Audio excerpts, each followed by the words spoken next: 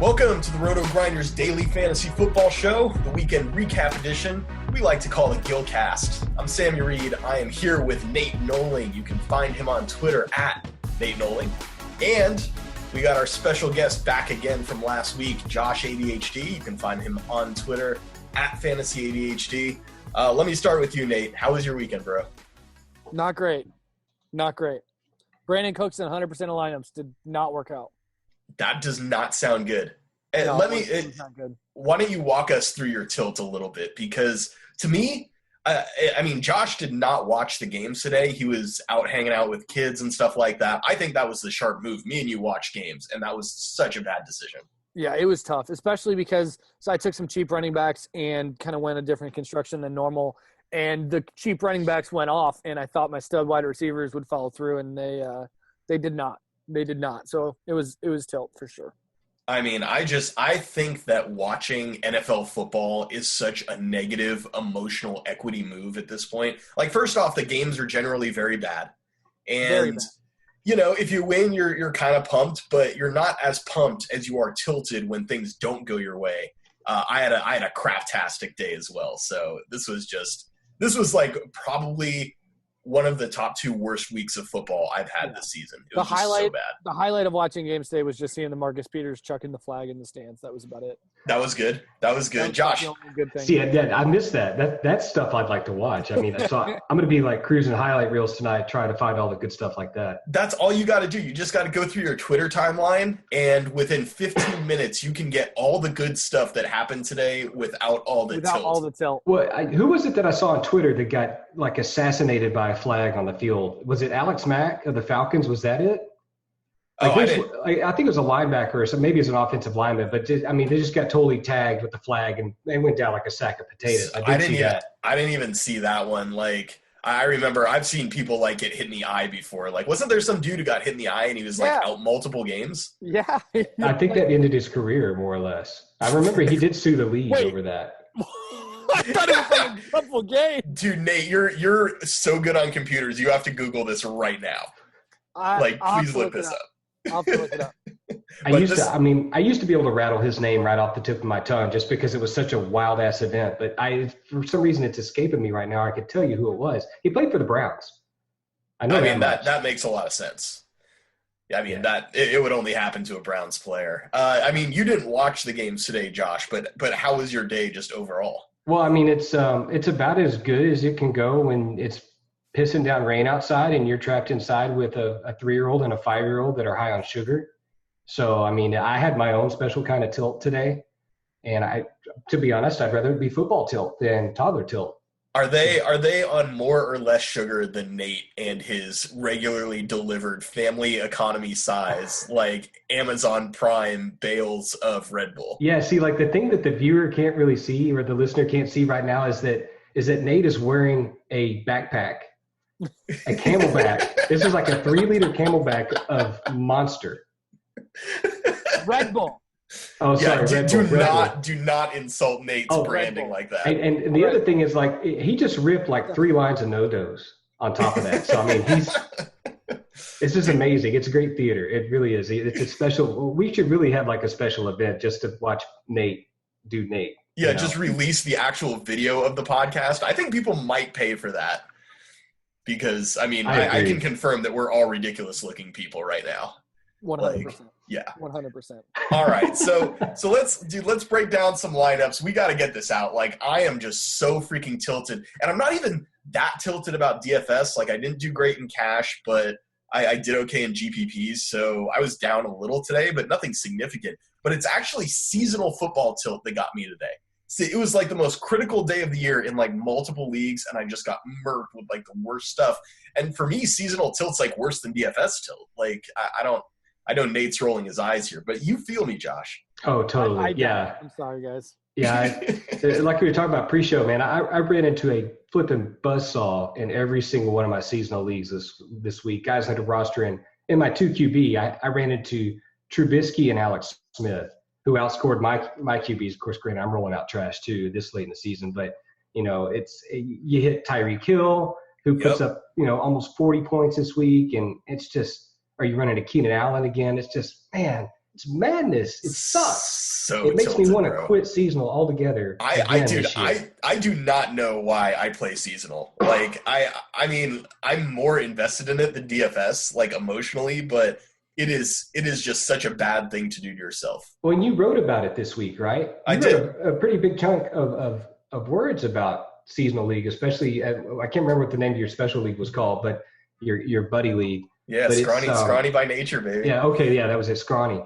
And I'm in a similar kind of league with some old college buddies. It's been almost 20 years now, and I'll never leave that league, no matter how pissed off I get at the bad luck I have in that league. But it's, God, man, it tilts me like no other. It really does. Like, and we were saying, like, DFS, it's easy. I can wipe that away in 5 minutes and be ready for next week. But the seasonal tilt is real. It really is, because DFS is long term. I know that next week, like, is a new week, and you start all over, and you're going to make good decisions, and over the long term, you win.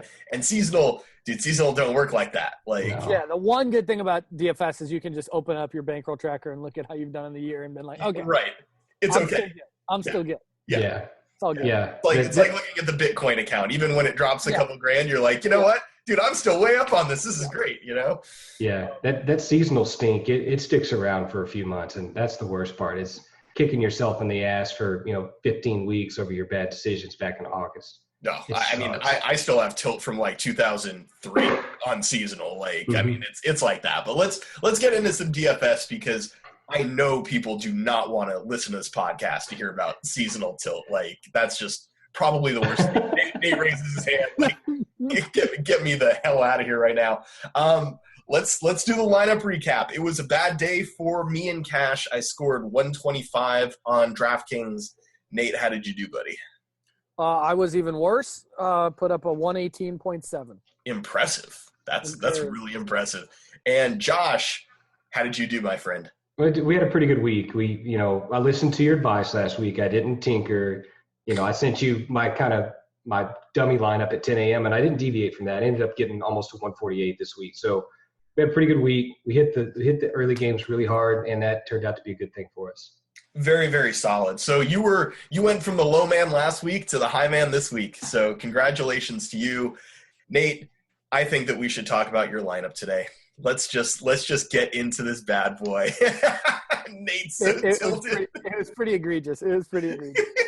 So, this is what the listeners want to hear. So it's pretty egregious. I mean, all morning the one decision I had all week was Gurley. At first, looking at the slate, it was clear Gurley was a lock. But the more I dove into it, the more I got concerned about just paying as his price tag for his workload. I'd sent you some visualization stuff of how much his workload has been decreasing as we go later in the year. His offensive share was being down, and it was just clear that they are trying to save him for the playoffs. And so once the Riddick news came out that Abdullah was out, I felt much better about the Hyde, Riddick, and Kenyon Drake workload. And I just said, I'm just going to take the 3 running backs that I think are great values with a more confident workload versus paying 8.4 or whatever Gurley was for potentially less than 20 touches. Well, and what's funny is I started off on that kind of train. I was not going Gurley in cash. I felt good about the low price guys. And as the week went on and Jamal Williams, for me, became less of a lock because Aaron Jones was coming in, I said, you know what, I want to get up to Gurley. And so I started without Gurley and then got up to him. And I had the same concerns that you did starting the week, that his dominant workload share was not that in the last couple weeks. And I watched the games. I tilt myself and watch the games, and I can see, the Rams do almost the same thing on every first down. Like, I want to see the stats. All they do is play action on first down, and everybody bites on it, and it's super smart, and they gain 9 yards on, it's got to be 85% of their first downs. Every first down, it's just like 9 yards, and it's so smart. So it's pretty tilting because Todd Gurley put up he had 47% of the offensive plays this week compared to the weeks before 33, 35, 27, 30, and 38. So his high by far over the past 10 games or 6 games. So it did not work out. But Kenyon Drake, I think, was the play for me, like a lock, and he worked out pretty well. He blew the hell up, man. He had a great game. Yeah, Yes. he put up 26 DraftKings points, which was great. But really, it was just the workload and how safe I felt in that. Riddick was the next play, and I think at 3.4 for Riddick, I just felt with his elevated targets and, when you add to that Abdullah was out and he was probably going to see close to 40 to 50% of the rushing touches. At that price, I just thought you had to play him. What were your guys' takes on that, though? Because I know that was a point of contention. I mean, for me, Drake was a lock as well. And he ended up getting 26 touches. Dude, Denver's just quit. Like, they have completely. Oh, it's bad, yeah. So if you have the list of teams that have quit on the season, I think Denver's fully in that, and you want guys against that. We've seen him and Damian Williams combine for a bunch of touches. And so for him to just get, it felt like 90%. I don't have the numbers in front of him. I thought that was great. Yeah, he had 45% of the overall offensive plays, which is what you want out of a running back that you're going to. Right. So I went Drake Gurley and Carlos Hyde. And Hyde did not do that well, but he had 20 touches, but he only got 5 targets, which I say only. That's still good for a $5,900 back, but he just didn't really produce. Yeah, the Hyde thing was an interesting thing because all week I was kind of looking at the Garoppolo thing and trying to figure out, is Garoppolo gonna check down a lot less because that's where Hyde's workload has been, is in all these dump downs that he's been seeing. And it was pretty clear with Garoppolo this week that that he was, much more comfortable overall than CJ Beathard, but Hyde did not get the targets. He had 13 targets last week. So going down to 5, doesn't seem like 5 should be a bad thing, but that's what bolstered Hyde's value for the last couple of weeks so much. So it hurt a little bit. Yeah, because they're not running the ball worth a damn, are they? No. And they can't. So and that was a big thing that scared me off of Hyde this week was the uncertainty. Even at his low price, I had a hard time. I had a hard time getting to him when I saw guys that were close to him at price or cheaper that I was much more comfortable with their workload. So it just felt easier for me to avoid Hyde and go somewhere else. And you went way different than Nate and I. Like, I was Drake, Hyde, and Gurley. Nate, you were Drake, Hyde, and Riddick. Yeah. And you did something completely different that worked out really well, Josh. Tell me about it. Yeah, so, what I could see coming up through the week that 3 by RB was going to be the way to go this week, just with all the cheap guys and the volume there. And I decided to knock one of those guys out to kind of save me the pain of having to decide because I was more comfortable with the receivers at higher prices this week. I thought I could pick those guys better. So I went with 2 running backs. I went with Alex Collins. And then once Riddick became available, I was like, he free squared pretty quick. So I went with Riddick, and I had Collins penciled in since last Monday pretty much. I think overnight when we talked about this, I may have mentioned off air that Collins was kind of already penciled in for me. And I stuck with him all week because I just believed that Detroit's run defense still sucks. And I thought that Baltimore would be ahead and just totally suffocate Detroit with the defense. And they ended up doing all of that. And Collins was the beneficiary. So he got in the box 2 times. He had a lot of workload. He had a few targets like I thought he would. He's become their bell cow back effectively. He's kind of like a low rent version of Le'Veon Bell to some degree. Now, granted, Baltimore sucks on offense, but that's why he's a low rent version. And it just worked out really well today. It'll probably kill me next week. All right, so I want you both to rate my fishiness on a scale from like minnow to marlin. How fishy am I for not playing Theo Riddick in cash? I think it was a bad move. Yeah. I think it was pretty fish just because his price tag and you knew he was going to get 7 targets? What was your projection? 7 targets, 10 carries. At 3.4, I think you just got to do that. Josh? Yeah, I'm kind of in the same boat. I could see why you would want to avoid that just because the Lions have been so bad trying to run the ball, and Baltimore has really done an excellent job of snuffing out running backs in the passing game. And I, on Twitter this morning, I put up some viz that kind of showed that it's a bad matchup, even if you just isolate the passing game to running backs, that Baltimore is I think they're like the 3rd most stout defense in that regard. So there was a lot of cause for concern, even with the price on Riddick being so stinking low. And obviously we come back to volume being king, right? If we think he's going to get 15 to 20 touches, really can you avoid it, regardless of how bad the matchup seems? And that was where I ended up being. But if you avoided Riddick and went with somebody like Drake, I don't have any problem with that. Collins was right there. You could have gone with you could have gone with Marshawn Lynch. We talked about Marshawn Lynch, I think, earlier in the week as being a guy that's a volume play as well. That can be like an arbitrage Tevin Coleman type that we had last week, and he ended up working out really well. So I think you could have gotten off of Riddick and gone other places and really done well this week. So I don't begrudge the decision at all. I'm pretty mad about the Carlos Hyde. And, 20 touches, it's great and all, but like there were cheaper 20 touches out there, and his passing game work was just with a new quarterback, just not as assured as it was before. And so I think, so for me, the reason wasn't even that I hated Riddick. I just liked my lineup. Yeah. And I think that's actually a really bad move. I talk about how the last minute tinker like screws you up and yada yada, but the reality is when there's new information, that's when you should be open to tinkering, right? And there was new information, and I did not adapt to that, and so that was the fishy thing. Would you say that maybe your failure in that situation was that you didn't have a plan ahead of time to tinker in case something became available? Absolutely, and I think that's something that for me, I didn't like their offense at all, Detroit. So I wasn't like paying that much attention to, okay, these guys, if Abdullah's out and this and that, I was like, I didn't care. And so I was not prepared.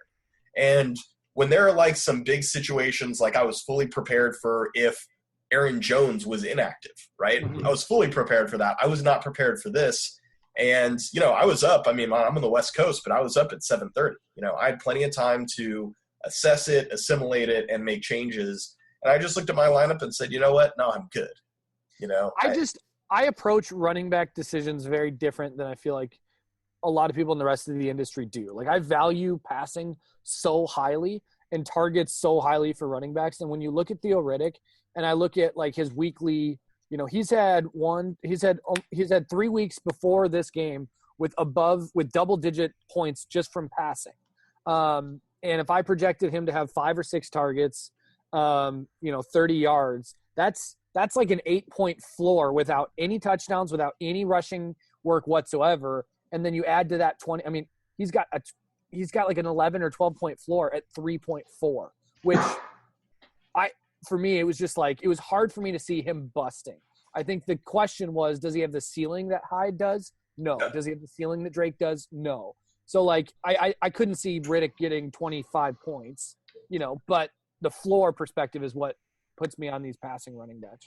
Well, I just Googled the biggest fish in the world, and it's actually the whale shark is the world's largest fish. And so that's me.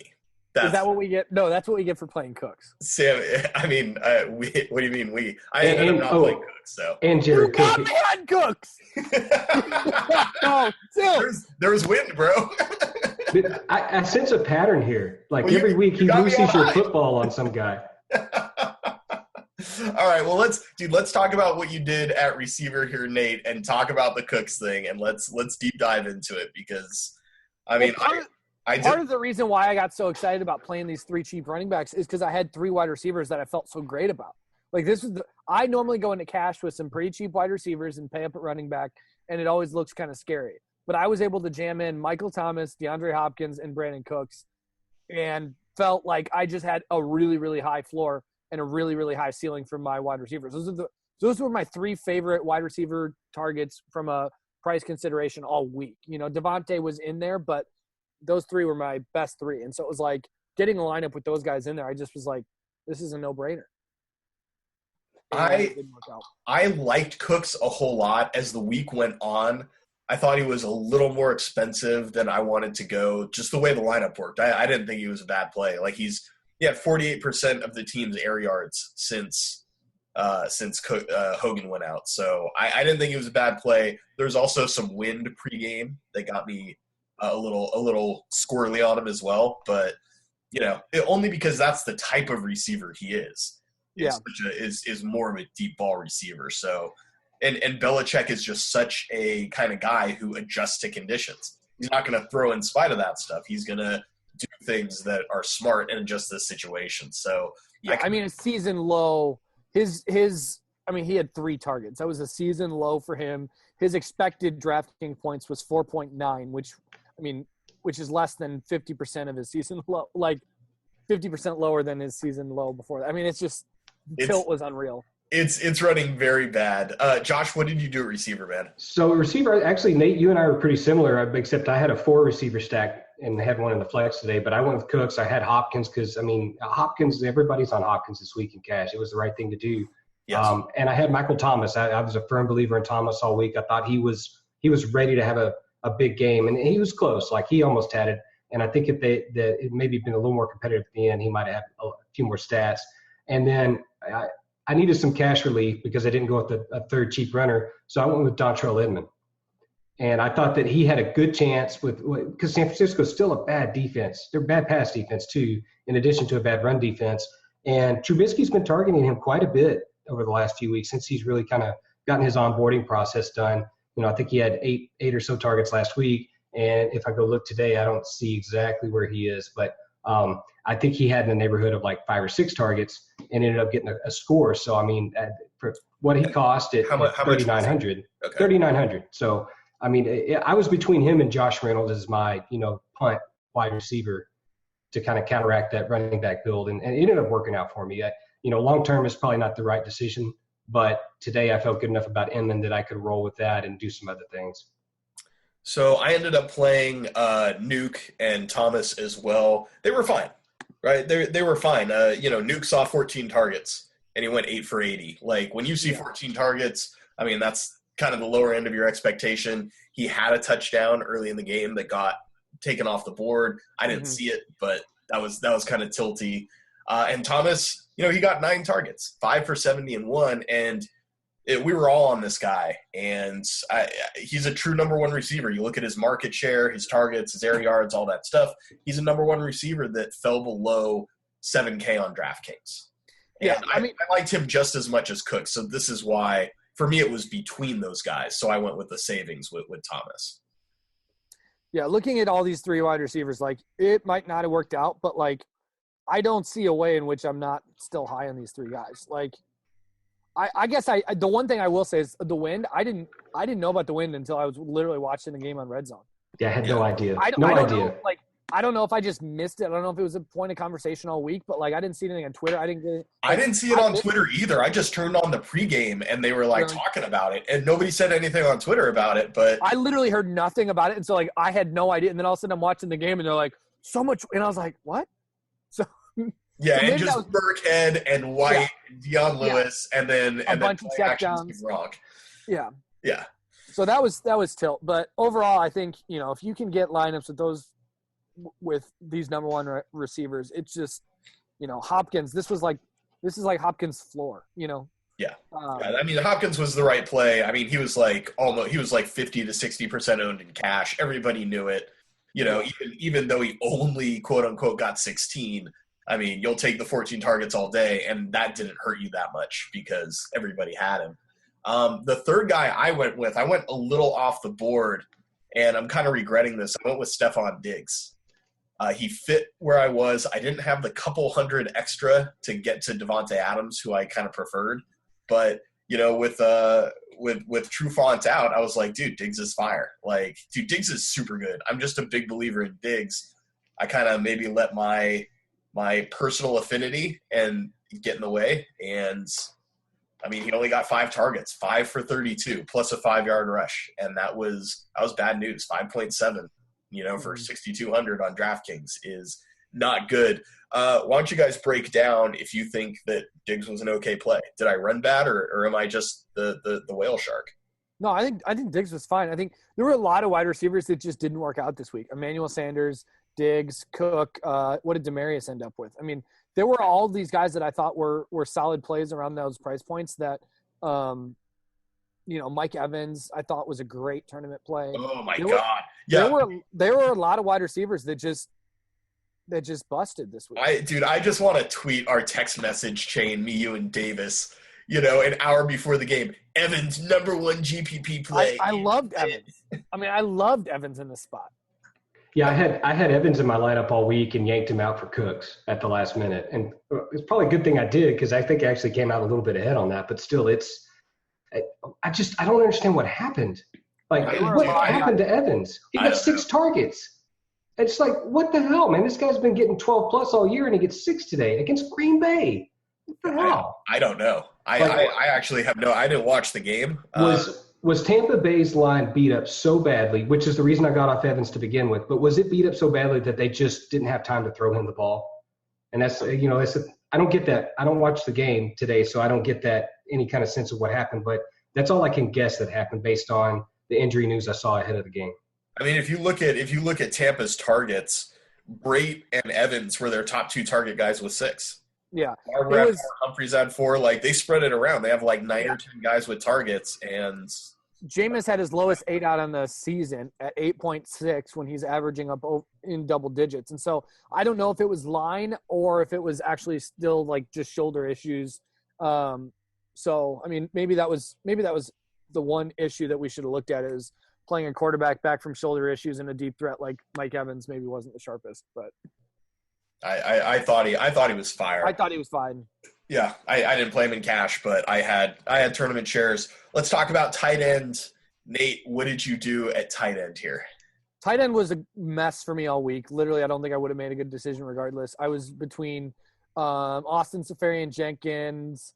I mean, I was between a lot of people, and I ended up with just the safe guy that I've played almost 100% of my lineups this year with Jack Doyle, and he ended up with like 5. So. I actually don't think that was a bad play for a couple reasons. Number one, they rated to be behind in this game, and the other thing is, the corners are great, and Telvin Smith, who's a great coverage linebacker, just all around linebacker, was out, and Paul Posluszny, who can't move at all. The guy's a statue. He's like 50, isn't he? Yeah, dude, and he's got 47 concussions. I mean, there was just like no way. I didn't watch that game either because I don't hate myself, but yeah. I don't think people realize how much, like, over the last 6 games, Doyle's leading all tight ends in target share. He's got over a 27% of his team's targets. And, like, that floor from a tight end is great. And so I just figured in this game, Jacksonville, Boye and Ramsey locking down the wideouts, I thought targets were even going to be funneled to him more. I thought it was possible to see above a 30% target share for a tight end at 5-point-something K, which I thought was a good play. It didn't work out. But, I mean, even if I didn't pay him, I would have gone to ASJ who busted, or who was the other guy I was looking at? Delaney. I couldn't get up to Delaney because he was like 56. Was it Brait? It was either Brait or I was actually looking at Arizona Seals. Ricky Seals-Jones. Yeah, man. Jones. Oh my God! And everybody was calling me fish, but I'm glad you didn't say Hooper, because I would have roasted your ass for Hooper. No, I was actually looking forward to. I mean, Nate scored 118 in cash. I was looking forward to just burning you to hell for being the world's largest fish. And honestly, like, I kind of think you just ran bad. And then I totally. went defense. I went Chargers, and then quarterback I went with Gabbert. Oh, wait a second. Wait. You saved it till last. But at least he went naked Gabbert, right? No, yeah, Gabbert. I think was, okay. Do you want to talk about the Gabbert play? I don't feel bad about the Gabbert play. Actually, I do want to talk about it because I thought about him a lot today, just because of how stinking cheap he was and the value opportunity that he presented. But I ended up getting off him for one reason or another. But I want to hear the reasoning behind why you played him.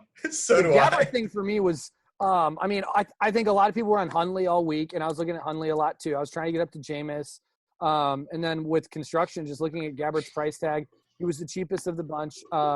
And he projected for more pass attempts and volume than anybody. And when AP was ruled out, I realized they're going to have anything that they do is going to be through the air. And Gabbert ended up, he chucked the ball. He was 4th in air yards on the week with over 387 air yards. The volume was there. And at 4.7K, he passed for 200-something passing yards where, Hundley passed for 70? 200 something. First off, I did play Hundley, so I'm kind of out on a limb here a little bit. But dude, the Rams are an awesome defense, and I know that DVOA is not like the best. It's not like super predictive when it comes to matchup, but just in like a general sense, like they were 5th in overall DVOA coming into this week, 3rd against the pass. Dude, that defense is destructive. But we saw Gabbert do fine against Jacksonville last week. I mean, he had a 20-point performance, right? I mean, so he kind of scrapped it together. Here's something you guys are forgetting about Blaine Gabbert is that he's Blaine Gabbert. That's the thing. That's the one thing that you can't get past here. I'm going to go full Davis Maddock on this. Bro. I don't want to hear about your stats. I don't want to hear about your volume projections. None of that. You're a fish. It's Blaine Gabbert. You cannot play Blaine Gabbert in cash. No way, no how. What are you doing, bro? Blaine Gabbert versus Jacksonville, the toughest secondary in the league, put up 2 touchdowns and, literally just last week. And I don't know. The volume he had versus Hundley, it was like I felt fine with it. And I don't feel bad about it after the fact. He ended up even outscoring Hundley by like 3 or 4 points, right? You should feel bad. No. I think Gabbert is totally fine. I think – do not compare him to Hundley because Hundley was also a very bad play. So was he really? So here's the thing. Let me just I projected Gabbert to literally have the second most passing attempts on the week at 4.7K. Yeah, but the thing about quarterback, and I'm going to steal a little Chris Raybon here, is that the thing about quarterback is efficiency. It's not volume.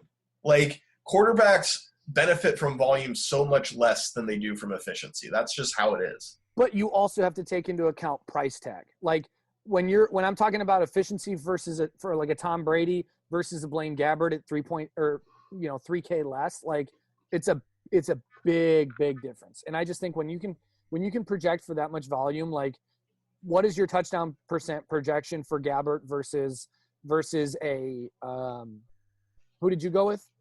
Hundley? 0.5%. What's your touchdown percentage difference? 0.5% with 10 more passing attempts? Who's going to score more think about it from a math perspective. Like Gabbert at 4.7 is a fine play. I mean, I'd rather just play the guy who has better weapons and who is facing the worst defense and runs a lot more. That was kind of, and I know Gabbert runs a little bit, but that was like the way I thought about it. I wanted Jameis too. Jameis was my top target. Wait, you said the guy that runs a lot and plays the worst defense, right? And we're not talking about Blake Bortles. I mean, yeah. I mean, come on. I mean, we got to talk about Blake Bortles. He was 5,400 today. And Once we found out that Rashawn Melvin was going to be out, I mean, he and Marquise Lee were like a stack that you could lock in at like relatively cheap price. And, I had penciled in him for a while once I heard Melvin was out, and I got off of it for a couple of reasons. I could talk about that later. But it's, if we're talking about that cheap guy that goes against the crappy defense, I think it's Bortles right now, honestly, because I don't see him being all that much more next week. He should have hit his price ceiling this week against Indianapolis because they're terrible on defense, right? And they have the game script in their favor. And you're right about this. The one thing that when I looked at Bortles, the one thing I thought is they're going to be up, and Jacksonville just wants to run the ball. I thought I could see him throwing a minuscule, potentially, I thought that floor could be 17, 18 pass attempts. But, dude, he crushed. I mean, you're right. Dude, he crushed. And he threw for 300 yards, and he ran for 27. He threw 2. I will say Marquise Lee was my good call on this full cast. Him and Kelsey were totally 2 guys that I pumped. So Marquise Lee balled out. The one thing I will say, I mean, I think people aren't realizing that Blaine Gabbert actually has been scoring his touchdown percentage this year is 5.77%. In what? He started 2 games before 3 this? Games. Yeah, 3 games. But I'm just saying, that's the Ricky Seals-Jones effect. I mean, I don't know. When you can project a guy for that much volume and quarterback efficiency. I mean, I'm putting down a ruling as the host of the show. You got to take the L here. No, dude, I think you're wrong. This is just very bad, dude. What did you do at quarterback, Josh? Let's have an actual good play here. Yeah. So, I don't know if this is really a good play. I thought it was a good play at the time. Once we heard that Atlanta was going to be down 75 defensive backs, I went to Keenum and I played him naked today because I didn't want to have to struggle with that decision with Diggs and Thielen. I liked both. I liked Rudolph too at tight end. But I thought the safest play was just let's get to Keenum. He was only $6,000, and I thought if I could get to Keenum and just ride the wave there, if they have a good offensive game, then I'll just get it all on the quarterback and back off and do some other things elsewhere, wide receiver. And he got 2 touchdowns today, and it worked out okay. But it could have been so much better. I mean, he could have been a 30-point day if they could have just gotten the offense going a little bit. But they chose not to. They chose to to just, totally suffocate Atlanta instead. The thing about Keenum that you want to keep in mind here is that, forget about projections and all this stuff. Just think about it theoretically. You want a high floor and a high ceiling, right? You want those things. I think that Keenum's got both of them. Gabbert has a super low floor. Hundley has a super low floor. And I know that Keenum was a little bit more expensive, but, dude, at the end of it, you pay for some safety, and in cash games, I think that's smart. And frankly, me and you are fish, Nate. That's what it comes down to. You just need to embrace the fact that you're a sockeye salmon and just roll with it. Like, that's – You're talking like Keenum and them were close to the same. It was a 30% price difference. We were talking about 4.7 versus 6K. Well, yeah, you had to have Brandon Cooks, so. Yeah. Okay, so let's talk about the most fire play that I think anybody had today. Josh, let's talk about your tight end.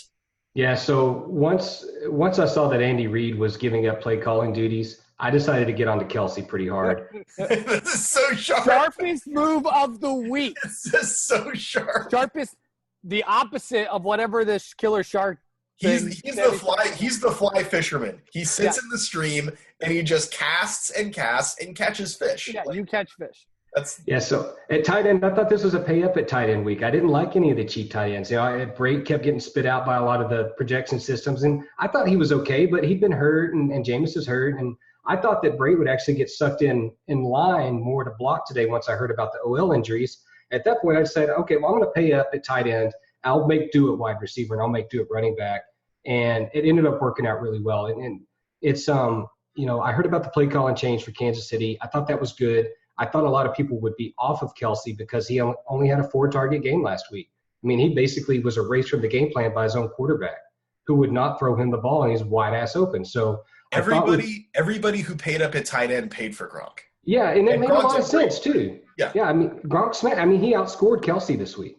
Yeah, did he really? He did. Yeah, Gronk smashed. Gronk had a 37% target share. He had 10 receptions. 10 receptions. He got the bonus. He got a touchdown. He took all the wide receiver balls. Oh shit! Technical difficulty. Seriously, man. Josh got so excited. He literally fell over. I'm the embodiment of tilt here. Dude, that would be worth the price of the video alone. Seriously, man. We have earthquakes in Texas, believe it or not. Gronk smash. We had a Gronk quake in there. You just talk about Gronk and all of a sudden just things start shaking. That's either a celebration or a Gronk the tilt is real. No, but it's like he had 11 targets today. He caught 10 of them. He got the bonus. He got a touchdown. He took all the wide receiver volume away. I didn't think that he scored. Yeah, he got in the box. Gronk didn't. Kelsey scored twice. I thought Gronk got in the box. Hold on. He got in the penalty box. He did get in the penalty. Yeah, he's going to miss a game, huh? It looks that way. Yeah. Oh, that was. I wouldn't be surprised if it was 2. That was egregious. Oh, you're right. Okay, he didn't get in the box. Yeah, 9 for 147. So it was almost like he got in the box because he scored so many damn points. Kelsey was 6 yards away from the bonus too. Kelsey. After the first quarter. Yeah, he was. Yeah, he had 90 yards after like 3 plays. How did he not get there? I don't get it. Like, did they just decide? Oh, we're not going to throw to him anymore. He's doing too good. They gave the sheet back to Andy Reid after the first quarter. They're like, hey, bro, not even you can screw this up. Yeah. But Andy's like, dude, you're making me look bad. Give it back. I'm going to lose my job. Hold my beer. It's like Doug Peterson's already making me look like an asshole. I can't have you doing it too. I love it. It's not corporate Josh here. The thing about like swearing on the podcast is like Davis won't do it because he'll have to edit it out. But when he's gone, I have to, and I'm not doing it. Like, forget all that. You could beat me, but I heard you say a couple of bad words last week. I was all right, bro. It's fair game. I just won't leave the F word or the S word, but we'll mix in a couple of colors. Yeah, if you can say it on The Simpsons, you can say it right here, man. That's the rule. I ended up going with Cameron Brate. I ended up doing Brate. I ran pretty good, obviously, because he scored twice, but he got 6 targets for 2.9, and I thought that was great. It was just the whole thing. Like, because I wasn't able – like, the way I thought about it is I wanted some of Green Bay and some of Tampa Bay. And so I couldn't go Jameis and Adams, so I went Hundley and Brate. And, it was – like, Brate was fine. The whole thing to me was, yeah, like, he was he was doing great with Jameis in there. Like, his snap count isn't that great, but it wasn't even great at the beginning of the season. So I have a question for you guys. I was thinking about it all morning, and after the games, I've kind of come to the conclusion that it might be, all season we've gotten lucky by paying down at tight ends and never paying up, and it working out because there's always been guys. And I think we finally hit a point in the season where I think that runs over. And I think if you're paying down at tight end, it's you gotta be okay with a single digit 2, 4, 5 point performance where, with Gronk, Kelsey, Ingram, and Delaney up there getting these targets. I think it's time to start going, like, maybe paying up at tight end in cash is the move later in the season now. And the reason for it is that there's a pricing correction, that we're not getting the great value. Those guys that have been, 4 to 4.4 or whatever are now in the $5,000 range. Yeah. Yep. They're becoming prohibitive. Yeah. I mean, all week tight end was looking weird for me. And just looking at it, like, Gronk, even if let's say you didn't get up to Gronk or Kelsey, even Evan Ingram, I mean, had he just smashed. And I'm like, these guys, we knew their target shares coming into the week were going to be so high. And those three guys all put up, above 20 DraftKings points with 24% target share or above, with almost all three of them eclipsing 100 yards bonus, So the one thing I will say about paying up for tight end is that these guys have very low floors. Even guys like Kelsey, even guys like Gronk, we see them have 3 or 4 target games occasionally, and not like once or twice a year. Like, dude, every couple of weeks this happens. And so that's why I've been pretty reticent to, like, pay up for tight end. And I mean, I think Evan Ingram's floor is, for his price tag this week at 5.7, I think his floor is very comparable to any wide receiver that you would have paid for at 5.7. Possibly. What were you saying, Josh? Well, I think I was going to say, like, now that we're this late in the season, I think you had an interesting point about the pricing adjustments. And we see this kind of shift from our leverage as guys that play this a lot being from the cheap tight ends and the cheap wide receivers at the beginning of the season. We get to the point where now it's the leverage is the cheap running back and the cheap quarterback, and we've got to pay up at wide receiver and we got to pay up at tight end in order to get what we want every week. So I'm like you, Nate. Tight end looked weird to start the week. And I'm pretty quick, I just penciled in. I was like Gronk, Kelsey, Walker, and maybe Hunter Henry. And then I looked down and I was like, I don't like any of the rest of these guys at all, just because I don't trust the volume. And we saw this last year. You're talking about pricing adjustments. We remember last year for the first half of the season, DJ and Bell were like 8K. We're like 8K at the top. It was so just every week. Just keep clicking the button. Just printing money. It was just printing money. Like, we made so much money. It was so great. They were like 20% owned in cash games. It was so. Can we go back? Can we go back? Dude, I thank the zero RB community, because that filtered into DFS, and people use that to build DFS lineups, and it just wasn't a good idea. But in the second half of the season, they shifted it, right? All of a sudden, the top wide receivers went down to that range, and then Bell and DJ went up into the mid-9Ks range. And you had to start adjusting the way that you built lineups. You have to be really cognizant of that right now. And I think you guys are right. We're seeing that adjustment at the tight end position. So yeah, and we still get snake bit. You're exactly right, because I got snake bit by Kelsey last week. I ran a 2 tight end stack with the Kelsey and Cook. And no, you didn't get snake bit by Kelsey. You got snake bit by Andy Reid. You're exactly right. See, I learned. I went to school on Reid, and but still, it happens, right? It happens, and it's if I would have known that the weather was going to change in Buffalo today, I probably would have gotten off Kelsey and gone to Gronk, just thinking that, the volume's going to shift in that offense. I'm kind of glad I didn't. I'm glad I stuck with Kelsey. He was $300 cheaper, and he allowed me to do really what I wanted to do at the end of the day. It probably kept me from tinkering with things, just avoiding the news. I think Sammy was the only one with this inside news on the wind. I literally didn't hear one other human being talking about it. It's that's what he gets for watching the games. That's what I get. That's what I get for watching the games. Share the goods. Let's talk about defense and special teams. I know this is boring, but we're seeing a pricing adjustment here too. Jacksonville was 4.5 on DraftKings this week. The Chargers were $4,000. And so if you haven't picked up on this, the way I usually build cash is like cheap quarterback, cheap tight end, cheap DST, and then expensive at running back and wide receiver. And that's done really well for me this season. But the prices are adjusting. Nate, You paid up. Do you both pay up for the Chargers? I did. You In No, cash, I bailed out. cash, I've been paying up for defense more and more this season.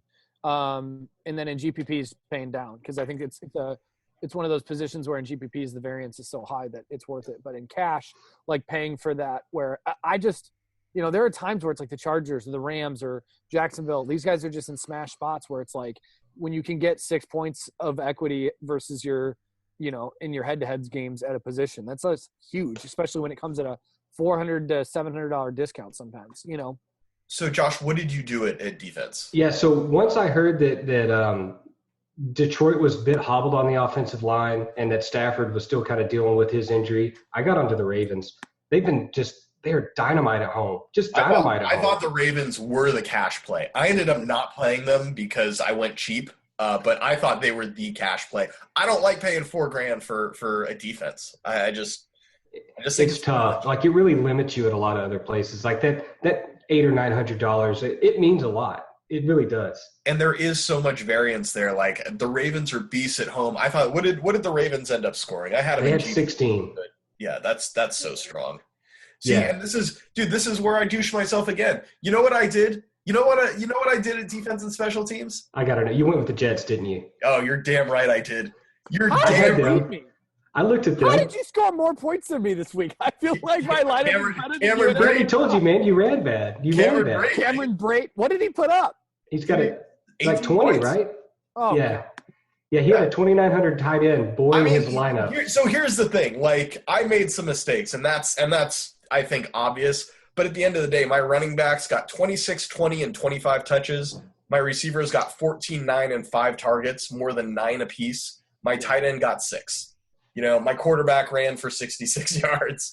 Outside of quarterback, that'll win you 60% of the time in cash games. Yeah, and don't get me wrong. Like, mistakes were definitely made. I should have been off the Jets once I found out that Andy Reid was not calling the plays anymore. That cost me. That was the news of the week. At least 9 points. At least 9 DraftKings points this cost me, and I just didn't adjust. They did you half a favor. They didn't give Kareem Hunt the ball but 9 times today. You guys didn't play Kareem Hunt. I didn't play Kareem Hunt. I kid you not. There were people who played Kareem Hunt. I put him in a tournament lineup, just a dollar tournament, just for the hell of it, just to get something crazy out there. And at that point, it made sense because, they got a new play caller. Well, there's a chance they might actually be ahead and they can run the ball a little bit this week. And West being out, at that point, it's not quite at Gurley level, like the volume and the touch and especially the target volume, but it made some sense from a contrarian perspective to get.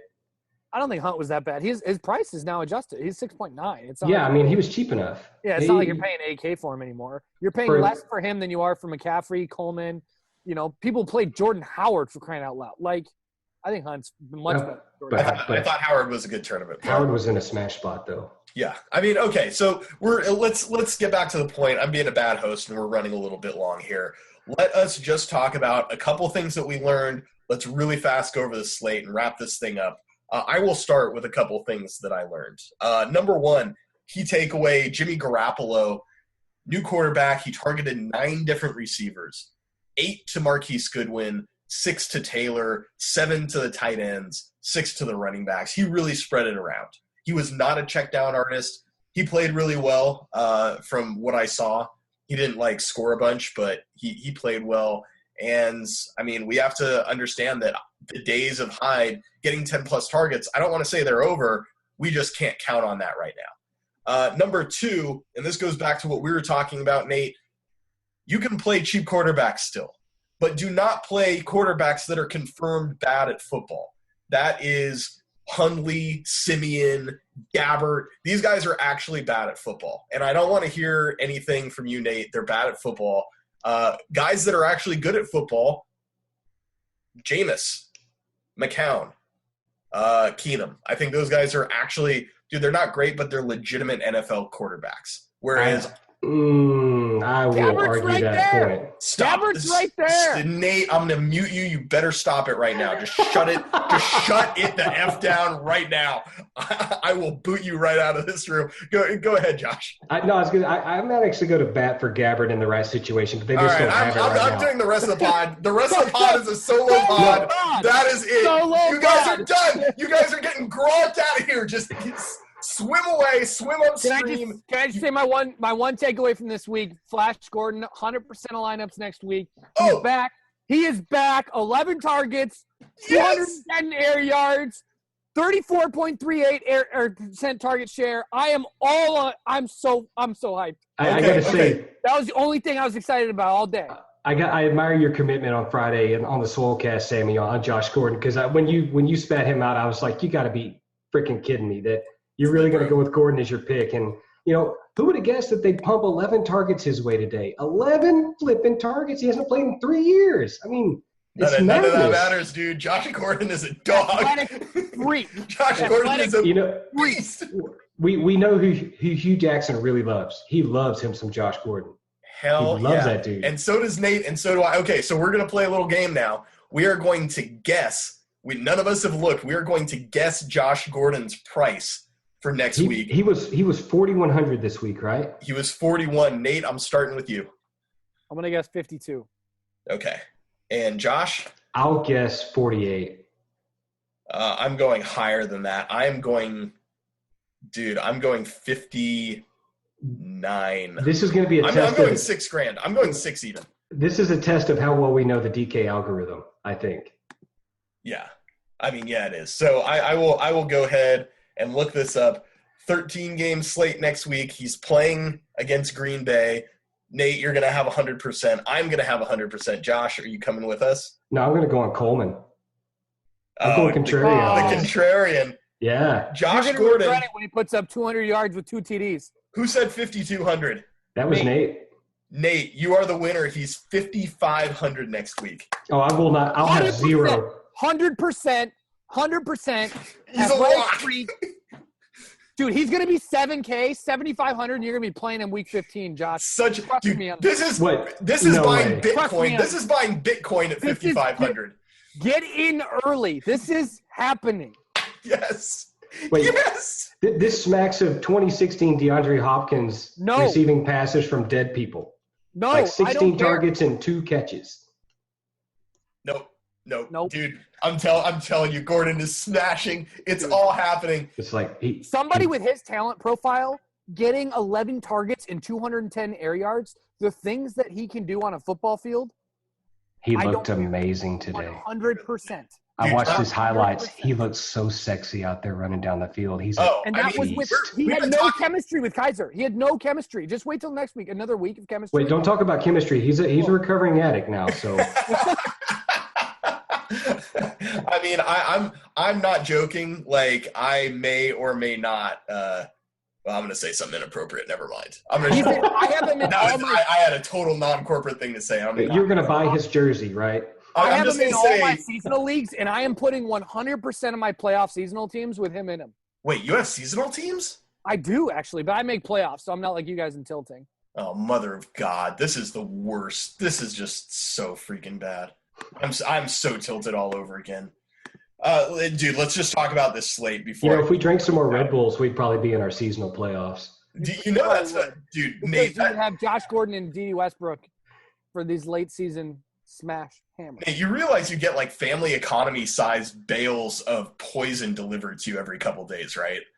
Like that is it's eating your insides right now.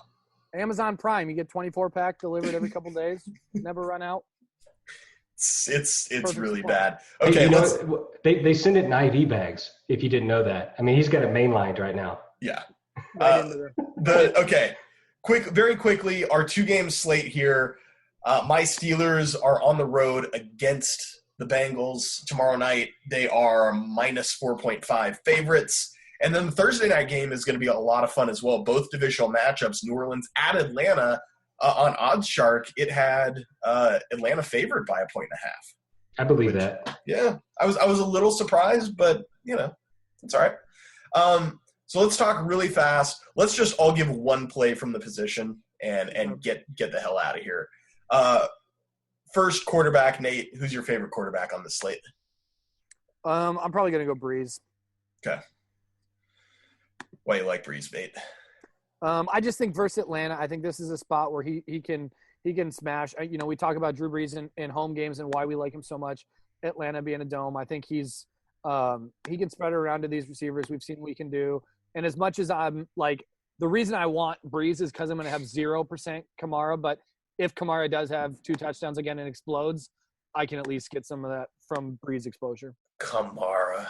I mean, I will have 0% Kamara on a 2-game slate like this. You realize the story of the rest of the season. It has nothing to do with adjusting to pricing, all this stuff, It's going to come down to, does Kamara smash or doesn't he? If he doesn't smash, me and you, Nate, at least you and I don't know where you're at, Josh, we're going to make money. And if he does smash, we're going to go busto.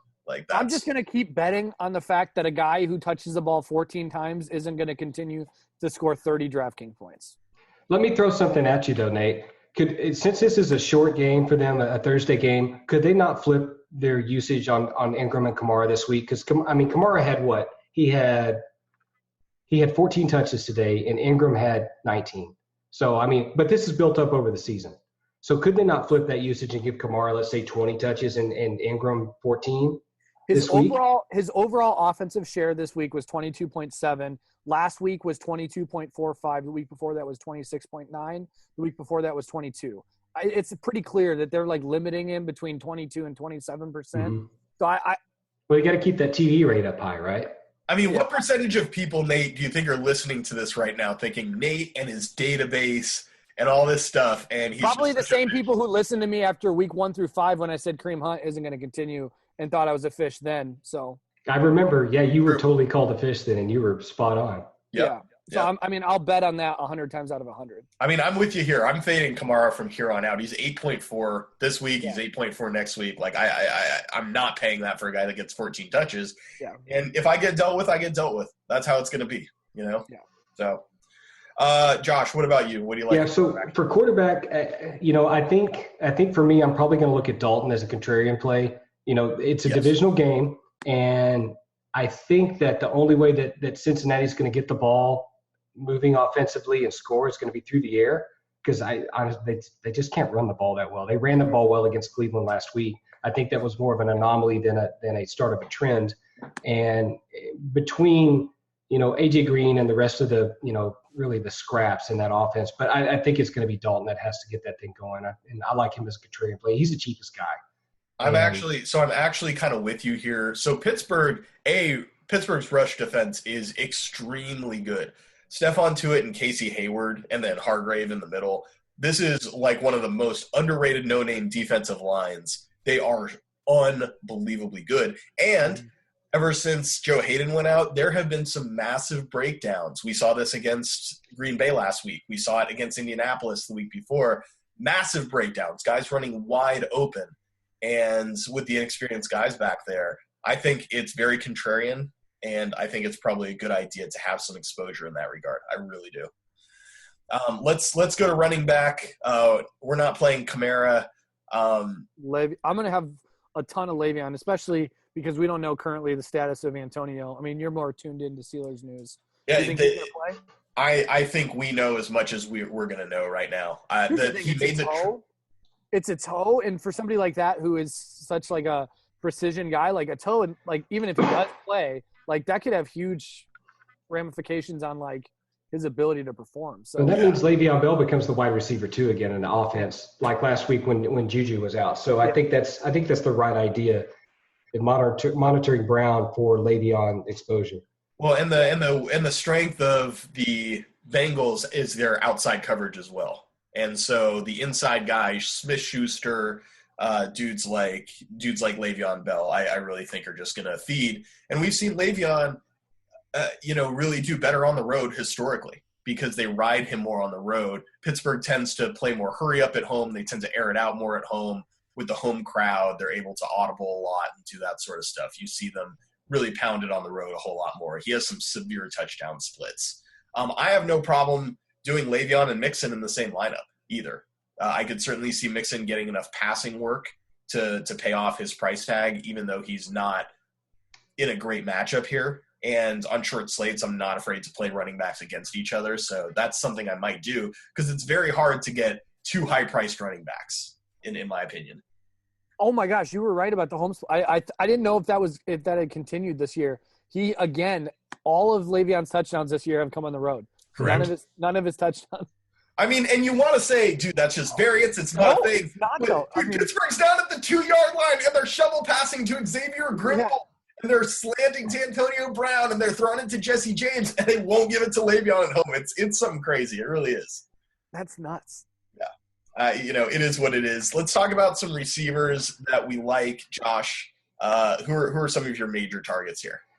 I'm probably going to look – if I'm talking about Dalton, I'm probably going to stack A.J. Green with him. I think A.J. Green is in a good spot this week. He's a lot cheaper than Brown and Julio Jones. I kind of like Jones. Even if Lattimore plays, I think Julio can get him. I think he's a decent tournament play. He will be the chalk. He's highly priced. You think he'll be chalk? If Lattimore doesn't play. Yeah, absolutely. I would definitely go back to the Michael Thomas well, especially if they're having some defensive back issues in Atlanta again. Now, what we did see with Atlanta today, though, is that as a team, they defended Diggs and Thielen relatively well without their top guys in.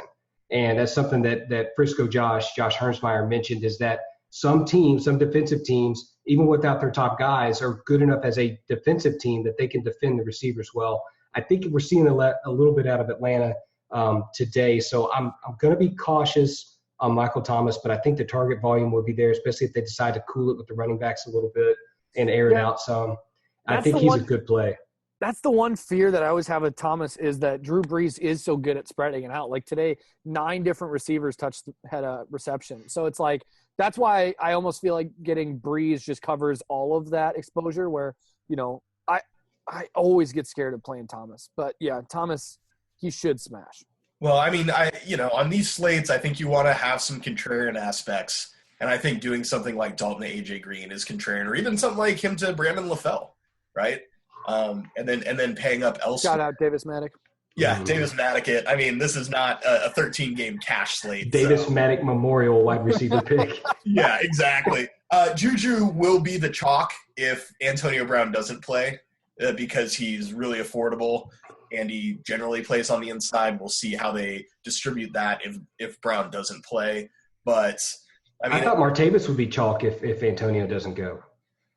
I mean, I wouldn't – I think he's a long shot play. But because, really, who takes the Antonio Brown role if Antonio doesn't go? It's Bryant, right? He runs that flanker stuff like Brown does. Yeah, he's an outside guy. Juju is more of a slot guy, but what they probably do is bring both Juju and him outside, and then they're going to run Eli Rogers in the slot? Because Eli can't play outside. Yeah. So I think Martavis gets a couple more deep shots. I think Juju gets a couple more targets, and I think Le'Veon also gets a couple. What about Darius Hayward-Bay? You mean Justin Hunter?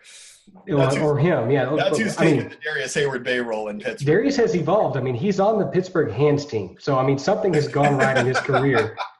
He's learned to be on the hands team. How did he ever get on a hands team? That's a Tomlin gaffe right there. That's just when you're short on bodies, right? any inexpensive guys that you guys think you'll have exposure to that are like kind of off the board? Martavis would be the one. At 4.5, I know 4.5 is not a great screaming value, but from a wide receiver standpoint, it is on the slate. Yeah, Josh? I might look at – there's a couple of guys I'd look at. One's Taylor Gabriel, and we talked pre-show about how Taylor Gabriel, like his breakout game last season was against New Orleans on a Thursday in the Georgia Dome, and it's like when Kyle Shanahan discovered how to use him in the offense. I think he's a guy that could get like a sneaky touchdown. Another guy I would look at potentially be Brandon Coleman. Brandon Coleman's a guy that's like touchdown or bust, but he's only $3,000. So if you want to get a little bit of salary relief at wide receiver and play 2 expensive running backs, he might be a guy worth looking at. The other thing about Coleman is that Kobe Fleener got put on IR. And Kobe Fleener was not a blocker. He was only playing like a quarter of the snaps anyway, but Fleener has really become a guy who, was just an intermediate pass catcher, and now they're out of that. Snead still isn't getting a ton of time. Coleman potentially could get some time in there. I will say one of the things I do like about Atlanta is you were talking about their team defense. They have a couple of guys. They have Keanu Neal at safety, and they have Deion Jones at linebacker. These guys are both players. Yeah. And so that could potentially jam up the middle of the field a little bit. We'll see. But obviously for $3,000, I mean. So, all right. So if they're jamming up the middle of the field, this is just kind of conjecture right now. Wouldn't Teddy Ginn make a lot of sense in the way that New Orleans has used him really short in the passing game as opposed to that deep shot? Yeah, that's kind of the guy that I was thinking of. And he's not that inexpensive. He's 5.4. It's not like he's super cheap. So he's not like my favorite play, but I think it's like a contrarian option. I like Ginn a lot. So that's the guy I'd probably throw out there. Tight end, I mean, there's really only 3 tight ends on this board now, right? Because, I mean, who's the Josh Hill is now New Orleans, him and Hannah Manui. Like, I don't think you can play those guys. I mean, yeah, it's going to be hard to play most of those New Orleans guys just because you can't really comfortably project them for like 3 targets. I mean, that was the crazy thing about today's game is, we saw Breeze, like I said, pass to 9 receivers, and only 3 of them had more than 3 targets, and that was Thomas, Kamara, and Ingram. All these other guys getting 1 to 2 targets. So, yeah, they only target tight end 3 times today. Yeah, I mean, I'm all for being contrarian. But I think it's Croft. Yeah. He's the tight end play for me. I think Jesse James is going to be a lot of leverage, and you're just because people are going to want Pittsburgh and they're going to want Juju, Orienta, or whoever, Le'Veon. I think that Jesse James, like if you're going like Cincy heavy, I think that he's the guy you might want to bring it back with and just hope he's the one that catches a touchdown. 100%. I'm glad you brought him up. That's the guy I've been on all week because he's in a great matchup. He really is. Like Cincinnati, they're vulnerable at tight end. And if Brown's out, I think that's the guy they're going to look for in the red zone if they don't throw it to Le'Veon. The other guy, I mean, you might look at is just like a real low percentage tourney guy and be Xavier Grimble just because it's, Pittsburgh. Yeah, man, the X, and throw up the X, right? So it's Pittsburgh likes throwing to the backup tight end in the red zone. I don't know why this is, but it's just something they seem to prefer to do. And Grimble's gotten a couple touchdowns this year just by being the odd man out. So, he's like a complete, thorough punt play, like we talk about Josh Hill or Humana Wanui. So I'd probably side with Jesse James. How much time have Todd Haley and Andy Reid spent together? Like, did their time in Kansas City overlap? Have they both had Anthony Fasano on the roster? Exactly. Like I'm starting to see a trend here. That's really the slate. I don't want to talk about defense and special teams. So final takes, Nate. Final thoughts about this weekend, this slate. Any of that? Got nothing. Nate is so ready. Play Josh Gordon. Nate is so ready to just take a nap and just sleep in a bed of tilt and Red Bull hangover. Josh, final thoughts? Yeah, for me, and this is something I wanted to bring up when we were talking about the Jaguars, is it seems like they are transitioning a little bit into a passing offense when it makes some sense to preserve Fournette. Late in the season right now, I think they're preserving him for the playoffs. And so we're seeing Blake Bortles throw the ball more, even when they have the lead. I think that's something we need to consider going forward, especially if they have an advantageous matchup with a kind of a crappy pass defense, to stack Bortles with Lee. And, it's going to be relatively cheap. Their price is going to remain depressed because they're not blowing up, but they're putting out really consistent numbers on a week-to-week basis right now. So I think that's a stack we need to consider going forward. My final thought is just disregard everything I said in the read option this week. Do not play seasonal fantasy football if you value yourself and your time and your emotions. Just do not do it. And the people around you. It's the woat. This has been another great episode, Josh. Thank you so much for joining us. You can find Josh on Twitter at FantasyADHD. You can find Nate at Nate Nohling. And you can find me at Sammy Reid FI. For Nate, for Josh, for myself, this has been the Gilcast. I hope you guys have a great week, and we'll see you next Monday.